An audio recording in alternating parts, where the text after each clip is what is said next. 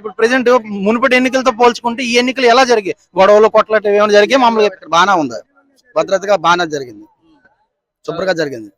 Government చేసిన పని పర్లేదా ఈసారి? ఎప్పుడు అంటే ఈ ఎన్నికల ప్రక్రియ మాత్రమే. బాగానే చేసింది, బాగానే చేసింది.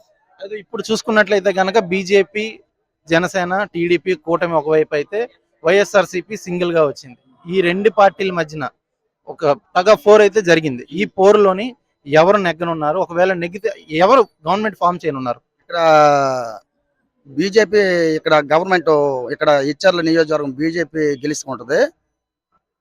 కూటమే ఇక్కడ గవర్నమెంట్ ఫామ్ అవుతుంది. కూటమి గవర్నమెంట్ వస్తే రాష్ట్రానికి ఎటువంటి అభివృద్ధి వస్తుందని అనుకుంటున్నారు? చాలా బాగా చేస్తాడు కదా, తెలివైనడు, బాగా అభివృద్ధి చేస్తాడు. తెలివిగా జనాలు ఏం చేశారంటే చంద్రబాబు నాయుడుకి పట్టం కడదామని చెప్పేసి ఈసారి నిర్ణయం తీసుకున్నారు అనమాట. రాష్ట్ర రాష్ట్రం అంతా బాగా నిర్ణయం తీసుకున్నారు.